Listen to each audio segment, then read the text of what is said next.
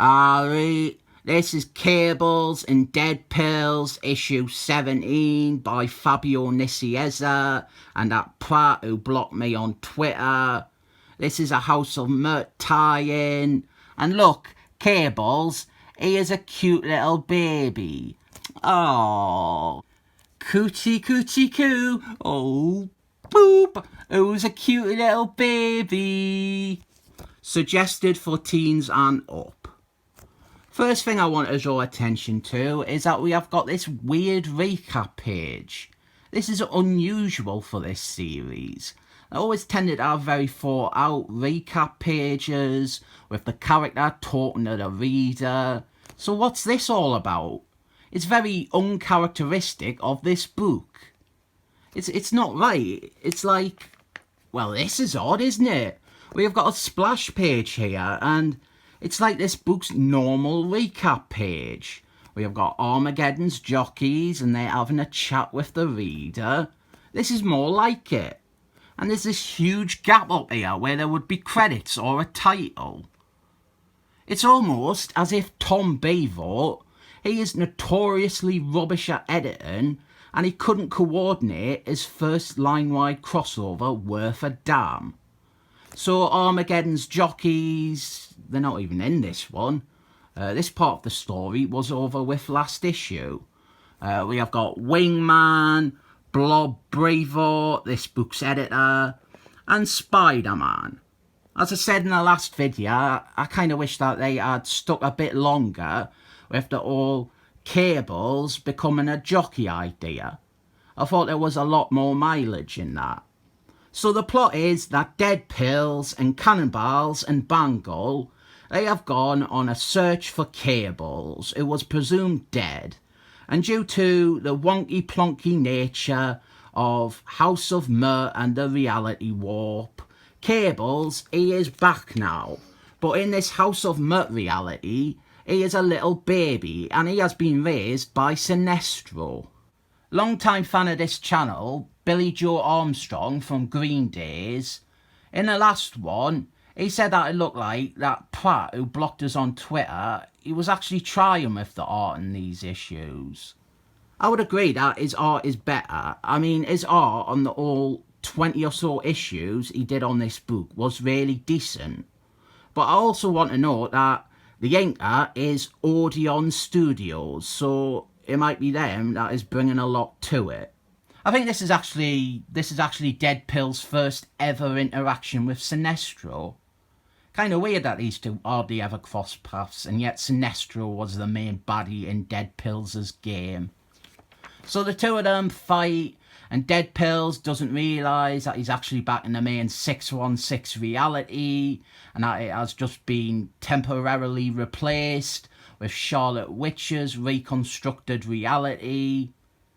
As I said, how Marvel and its current editors, like Tom Beevort, they didn't get the nature of a reality warp. Like, this isn't a separate reality. This isn't Earth 314 or whatever. This is Earth 616, and it's just like being painted out. They really didn't get that, and they do stuff like they have characters gone back to this House of Mert reality, and they just completely miss the point that it ceased to exist when things were set back to normal at the end of the story.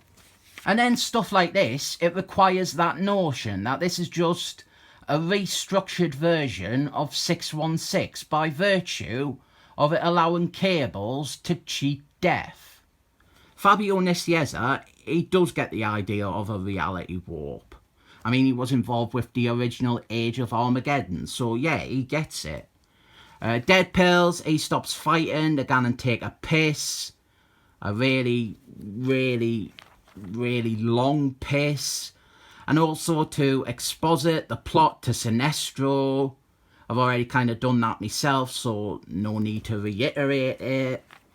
And outside, Cannonballs and Bangle, they are trying to plan what they're going to do next because they know that Sinestro is inside and they believe him to be evil in any version of reality.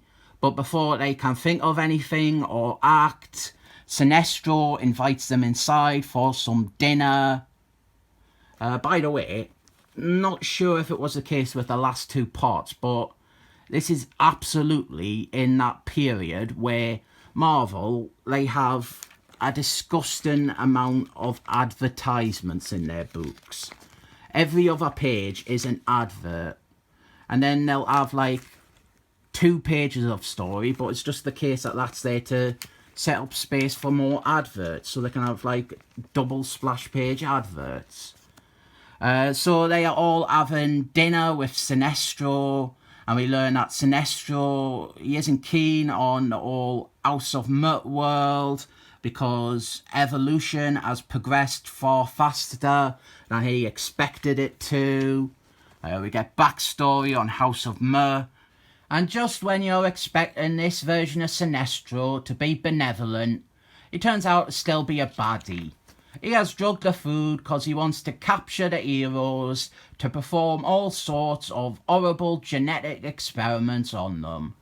It doesn't work out though, because dead pills, he has got a healing factor, and that negates the effect of the sedatives in the food. And cannonballs and Bango, apparently they just weren't eaten. There is a nice thing going on with dead pills, a little story arc about how he doesn't want to leave this baby version of Cables with Sinestro, and that is the only reason that they are hanging around. Double splash page here with a lot of reused art by other artists. I hate this, by the way. I truly think this is like one of the worst things to ever happen to comic book art. Lazy artists just repurposing their own or other artists' work for like monitor screens or framed photos in the background. It's disgusting, and it's always like this. It is resized really fucking badly. Then we start getting all the nature versus nurture stuff that you definitely expected coming. Can Cables truly grow up to be the saviour of mankind when Sinestro is his guardian? And Sinestro, he decides to use dead pills as DNA strictly for his rapid healing factor to accelerate Cables' aging. And Cables, he ends up developing his mutant powers, his telekinetic abilities when he is injected with dead pills as blood. And then baby Cables, he obliterates Sinestro. And of course, Cables is just a cute little baby, so he isn't really aware of things. He's not like able to control his powers or really know what is going on or what he is doing. And as this is happening, the reality warp is erased. And just before it happens, dead pills, he grabs baby Cables and he teleports away to another reality, just as this reality or this version of the reality is erased. It is a very complicated way to bring Cables back from the dead without just undoing his death. I like this version of Dead Pills where everything isn't a lark or Looney Tunes style cartoon antics. I'm a big fan of Cables. I like the idea here and having dead pills fighting Sinestro. I like the inclusion of 2 of excellent force.